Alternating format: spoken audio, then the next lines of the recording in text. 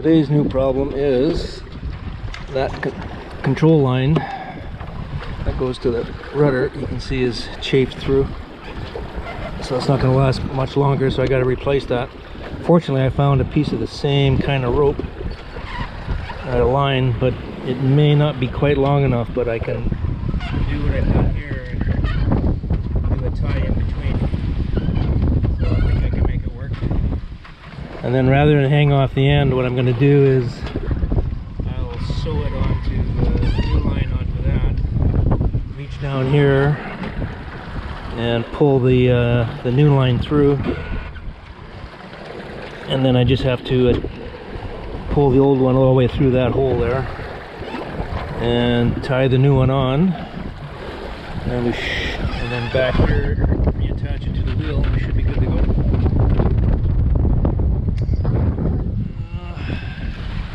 Things aren't really calming down out here, but at least the sun's out, so it feels better. And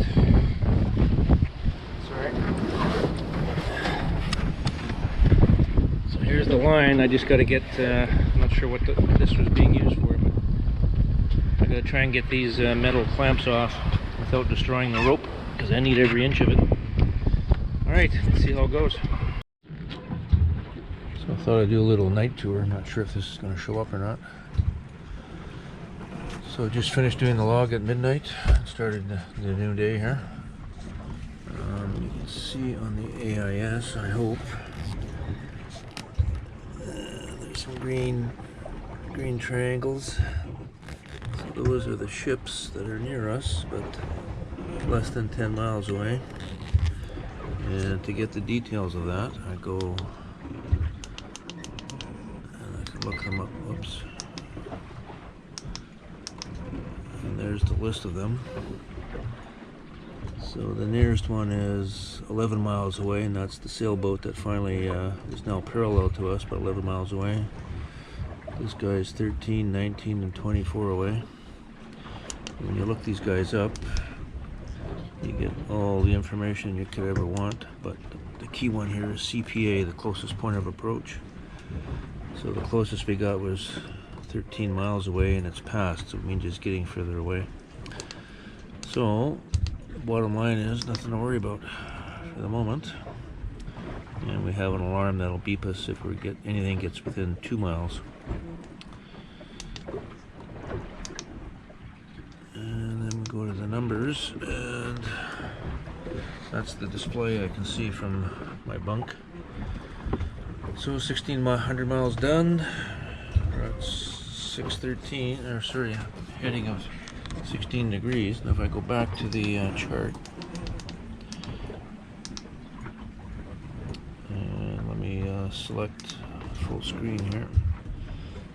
So you can see that pink line is the route, so we're almost parallel to the route. A few hours of going a little bit north, but that's okay. According to all the weather maps, we want to be north. If we're going to err, we want to be on the north side, not the south or east side of it, because the wind's down this side. Down in here is where the low winds are, and the high is down here. And if I back out even more, so there, now you can see the route bending up and then into Juan de Fuca here. If I pan over, sorry. All right. So we're just on the corner here. And once we get past that, then we're going to be heading due east, hopefully. And then go back to the home screen. Not the home screen, but the screen I look at the most. So we've got true wind speed and true wind angle and GPS. So with all that, I can look at my bunk to see if there's something going wrong or not going wrong.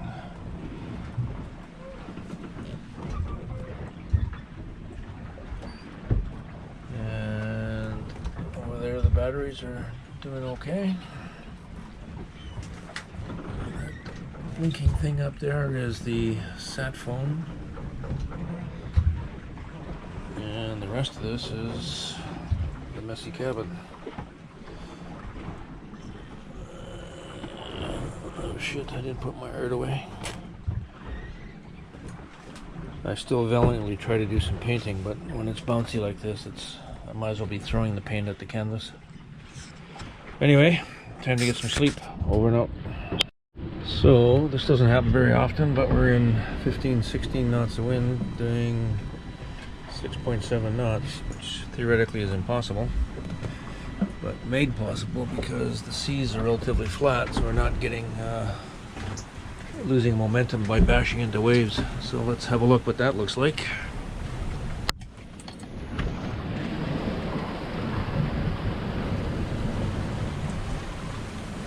So the wind hasn't been up long enough to build the seas.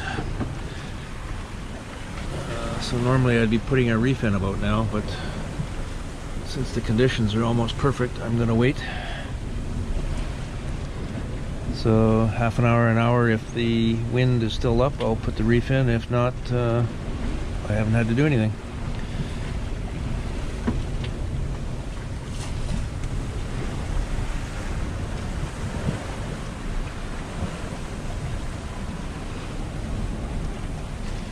And down here you can see the kludge I've had to do to keep Ralph working.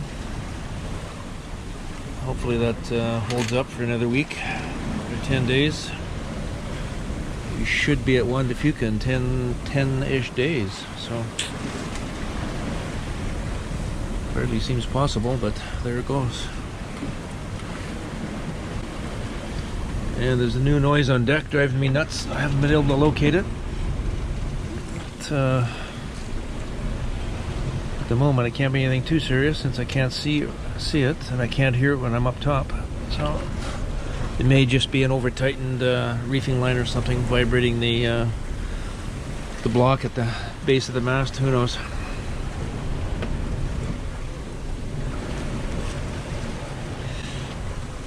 And in a day or so, the wind should shift so that we're on a port tack. So I'll have to take this whole pole thing down that I haven't needed yet. But another job for another day. We've been doing over 6 knots most of the night, so ideal conditions. I'll show you what it looks like out here. If you look on the, so we're just now down below 6 knots, but the wind is now down to, well, it's up and down, but say around 11 knots. And we're hardly any waves, so nothing to slow us down. We're just, there we go, 6 knots. I spent the morning trying to rehabilitate the woodwork. Well, you can see over here that that piece, hopefully you can see it, this piece looks a lot better than this piece, which hasn't been done yet. Sorry, which has not been done.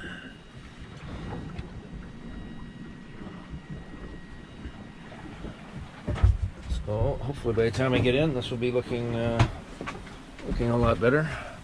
I just need to adjust the course a bit, so I'll show you how we do that. Just stand by here.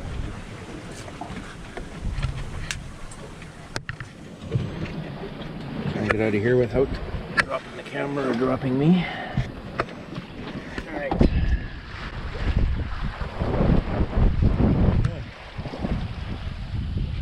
So, we could be out on Georgia Strait. So you can see down there we're doing about 40, 46, 45. We want to be doing closer to 60. So we'll head up a little bit. And David on Idafax that we've been shadowing, we were able to get on radio contact this morning. And he had a pod of whales swimming within feet of his boat yesterday. So we'll keep eyes open for those guys. That would be pretty exciting to see. Alright, see if I can do this now without dropping any. Alright, so we want to head up, so we'll dial this so the weight comes a little closer to the boat. And then we watch over here. So we're getting 58, 59, 60. Amazing. And if we look up, we're still on a beam reach, so we can still come up a bit more. That didn't really Try a little bit more on that. So, down here, roll it up. See the paddle moves, and the boat moves. Alright, so that's probably being a bit too aggressive. Just let it settle down. We're in 70, 75.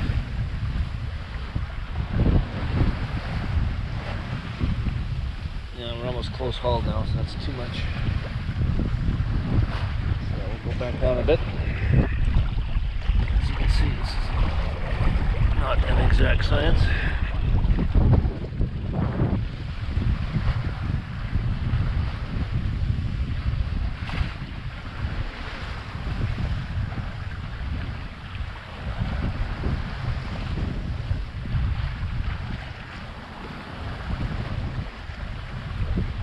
Alright, so we're close to 60. And for the first time this trip, we have no reefs on the mainsail. And that point is passed, so he's getting away from us. So that's all good news. That's right.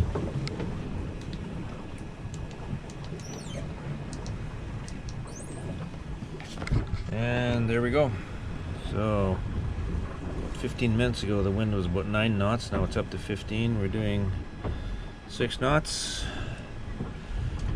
And let's dial up the chart and we'll see how we're doing here.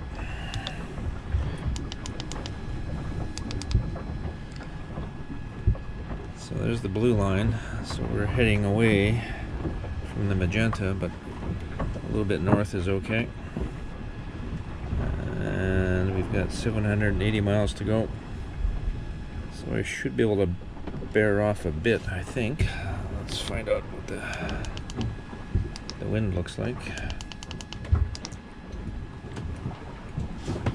Yeah, we're just above a beam reach, so I can bear off a little bit. I hate to get too close to being full downwind, because then in the waves we can lose the wind and then the sails go slamming, which is not good for the sails or the rigging. But I will go and we'll change the course a bit more downwind. So go back to charts. So bearing to where we want to go, 71 magnetic, and we're doing 44. So if I can get down to 55 or 60, that would be good. Alright, over and out. Alright, so AIS said there's a cargo ship. It's going to get within 5 miles. And there he is. It's the first ship we've seen in a long time. So he's 5 miles away and getting further away. So we're at the closest point at the moment. And that's it, and this is the day. The wind's starting to pick up, which is good. Sails have stopped slapping and we're moving. Today being August the 12th. I'm not sure. Let me double check. Just 1 second here, so I don't fall over.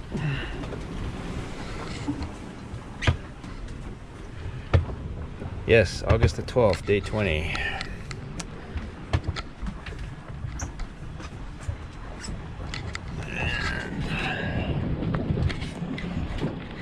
So you can see some of the information we get. He's 5.3 miles away, he's doing 13 knots, and he's going to Seattle.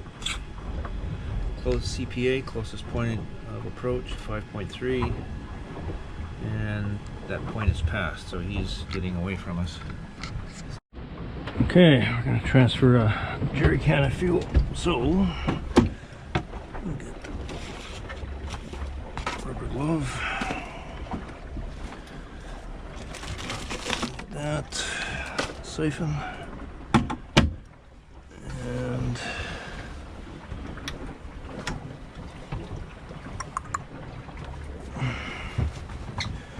the blue paper towel, which is over here, and the deck key, just right there.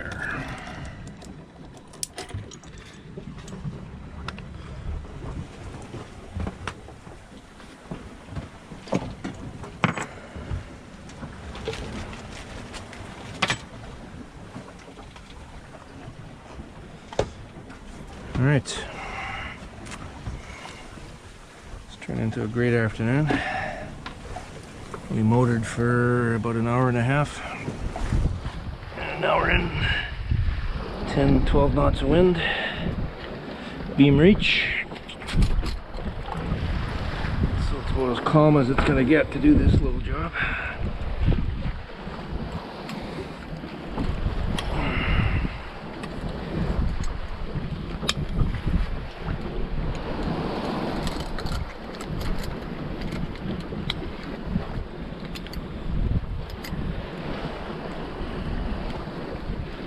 Alright, so I go forward, untie a can, bring it back, and then hang on to it while we transfer. That's it. Let's do it.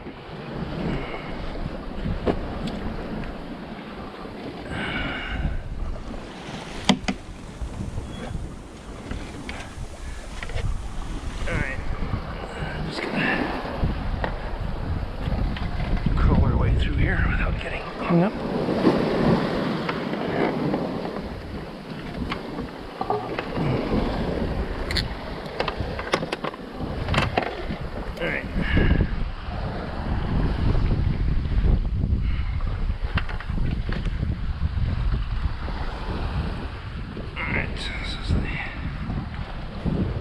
Side of the boat you're not supposed to be on, the windward side, but we have to be. Sorry, the leeward side.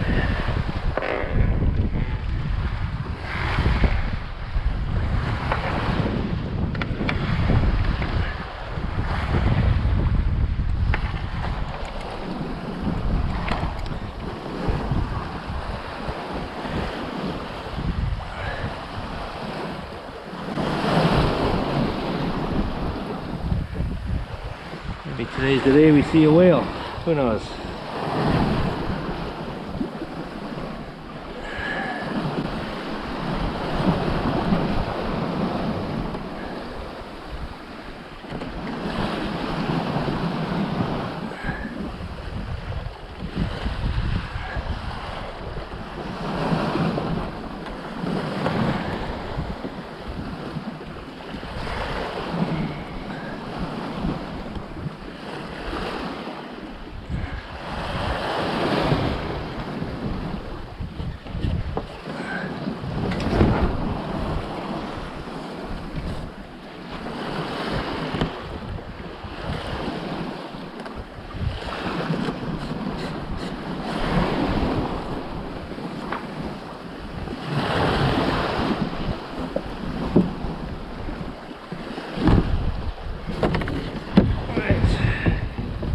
Now, get that back without losing it.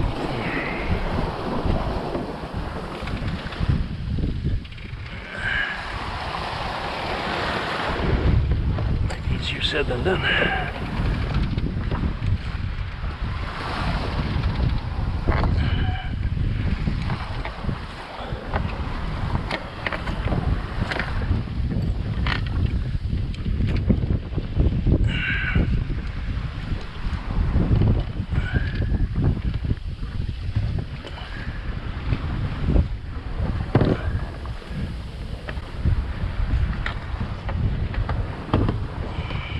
All right.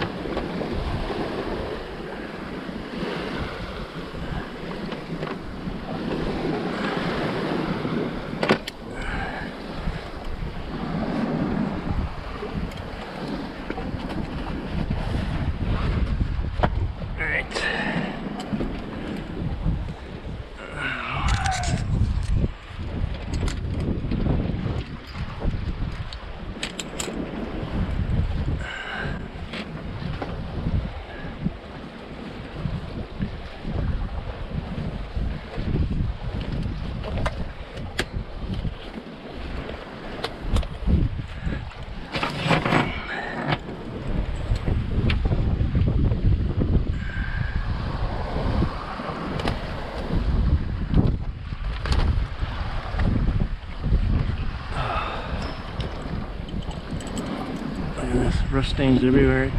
Really got a lot of TLC to do when I get back to E-Duck. And don't lose the cap.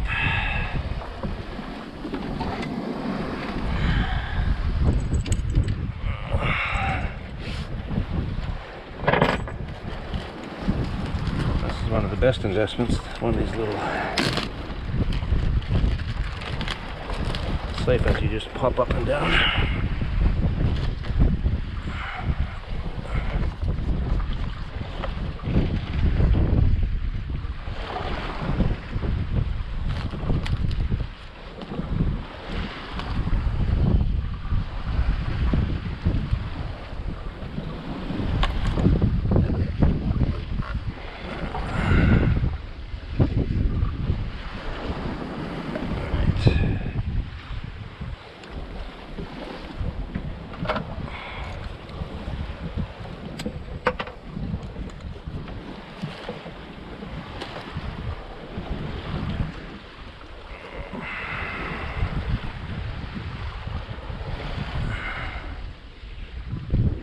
Down there.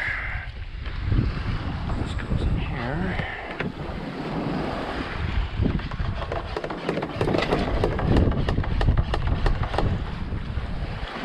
There we go. Alright, time to do the noon plot. I don't get to it every day, and not every day, or not at noon every day. So we're at 48.24.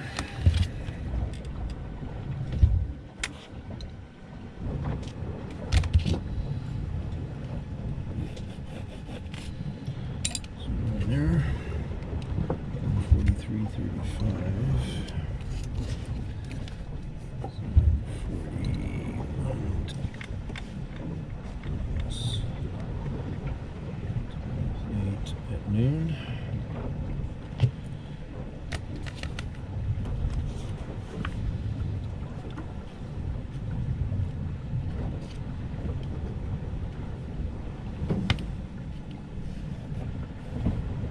Conservatively take 110 miles,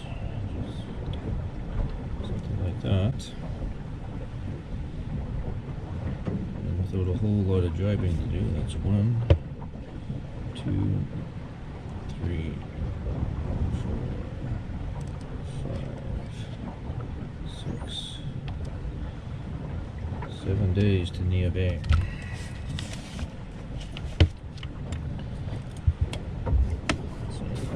Down into single-digit days left to go.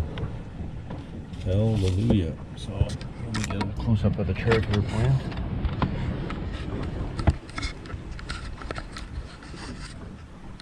So we've had 3 revisions to the plot.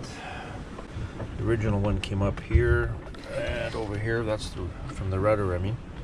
Then that was revised this way. And then the last revision is in green, so taking us further north to get over the high, which was parked down here.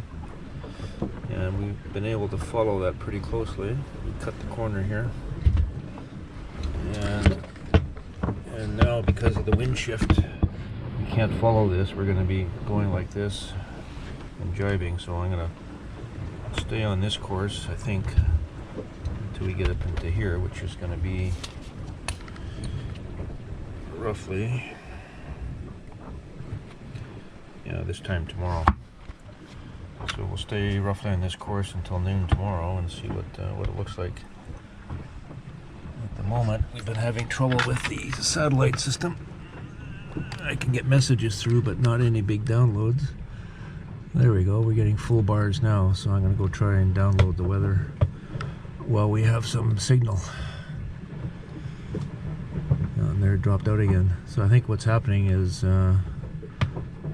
they must be missing a satellite over here, so we periodically are dropping the call. So hopefully I can stay on long enough to get the weather. Over and out, we'll tell you.